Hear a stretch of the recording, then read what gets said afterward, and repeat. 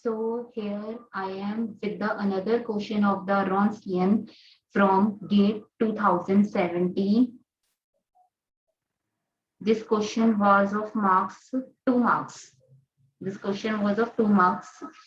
The question is, if y1 is equal to x cube, y2 is equal to x square mod x for x belonging to real. This means the domain is real numbers. Consider the following statements. Y1x, y2x are the linearly independent solution of this equation. This is a P statement. And the another statement, which is named as the Q statement, the Wronskian of these two solutions, y1 and y2, that is y1, y2 dash minus y2, y1 dash is equal to 0 for all x belonging to R.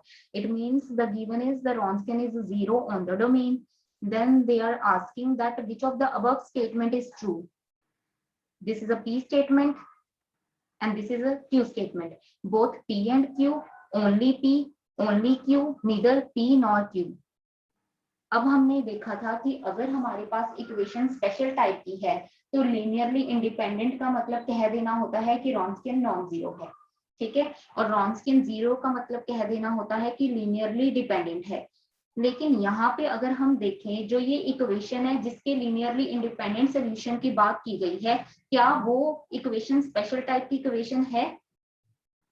Special type की होने के लिए दो conditions क्या होनी चाहिए? Leading coefficient should be non zero and here the leading coefficient is x square and हमें पता है कि एक्स स्क्वायर कहाँ पे जीरो होता है, x is equal to zero पे एक्स स्क्वायर जीरो होगा। इसका मतलब लीडिंग कोएफिशिएंट डोमेन पे फॉरएवर जीरो नहीं रहने वाला, एक पॉइंट पे तो जीरो हो ही रहा है, ठीक है। So this means this is not a special type of equation which I told you in the class 1 in the video 1. Okay, so this type of the equation is not a special type of equation, so here we cannot apply that result that the converse will be true, that if the linearly independent then Wronskian will be non-zero, Wronskian is zero then the solution will be linearly dependent. So here we can't apply this results. Okay, so what can we do here is, we know that in a general if Wronskian is non-zero then the solution will be linearly independent, and if Wronskian is a zero then the solution can be linearly independent or linearly dependent.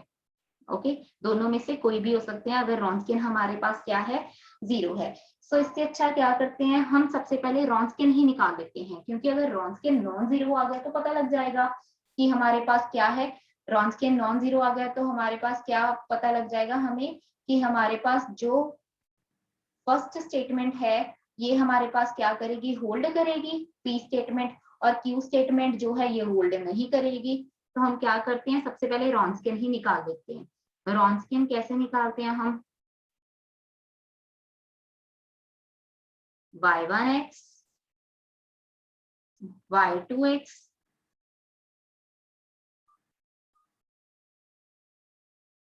y1 dash x, y2 dash x for all x belonging to reals. Okay, so y1x हमारे पास क्या है, y1x तो हमारे पास है x cube, y2x हमारे पास क्या है, x square mod x, y1 dash x हमारे पास क्या होगा, 3x स्क्वायर, और y2 डैश हमारे पास क्या होगा, ये हमारे पास होगा 2x mod x। Let me write this here. y2 dash x हमारे पास क्या होगा, 2x mod x plus x square, mod x का डेरिवेटिव क्या होता है हमारे पास, x बाय mod x, ये हमारे पास होगा। हमें पता है जो x स्क्वायर है इसको कैसे लिख सकते हो, चाहे mod x स्क्वायर लिखो चाहे x स्क्वायर लिखो, बोथ आर सेम, ठीक है। if you do not know this then I will say that observe this, that x square will be equal to mod of x square. So हमारे पास यहाँ से क्या आ जाएगा, 2x mod x, y2 dash क्या आ जाएगा 2x mod x plus x square को क्या लिख सकते हैं mod x स्क्वायर,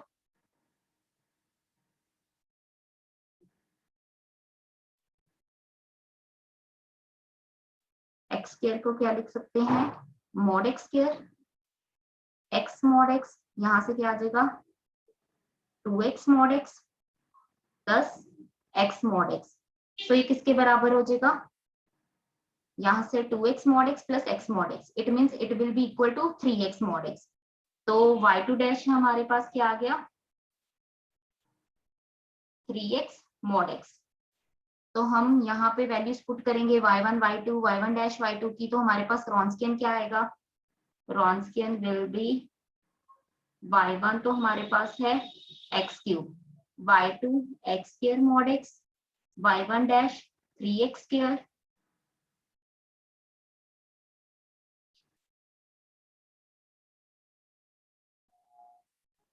और ये 3x mod x।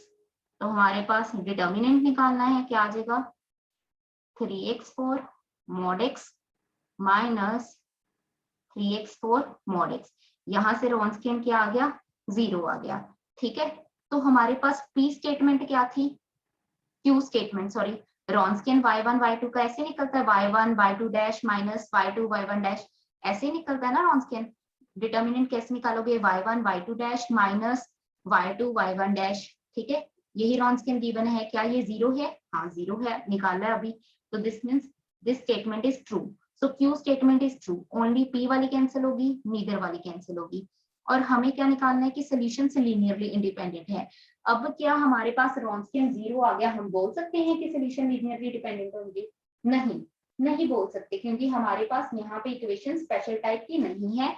तो हमें जज करना होगा कि सॉल्यूशंस जो है हमारे पास y1 x cube y2 x square mod x, ये हमारे पास लीनियरली इंडिपेंडेंट होंगे या नहीं होंगे। तो कैसे जज करेंगे, हमें पता है c1 y1 c2 y2 इनके कॉम्बिनेशन को 0 के बराबर रख लेंगे। अगर हमारे पास ये इंप्लाई करेगा कि c1 भी 0 है और c2 भी 0 है, तो सोल्यूशन हमारे पास क्या आ जाएंगे, लीनियरली इंडिपेंडेंट आ जाएंगे। तो चेक करते हैं, c1 x क्यूब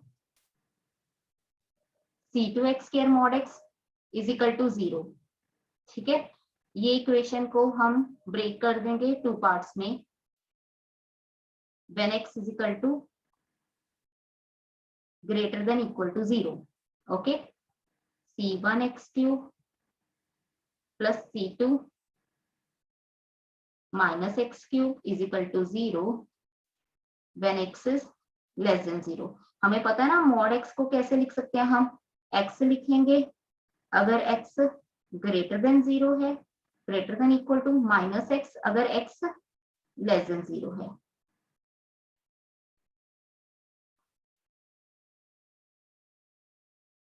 अगर x हमारे पास क्या है लेस देन 0 है, ठीक है, अगर x ग्रेटर देन 0 है तो x आ जाएगा, x क्यूब बन जाएगा, अगर x लेस देन 0 है तो क्या आ जाएगा माइनस x आ जाएगा, माइनस x क्यूब बन जाएगा।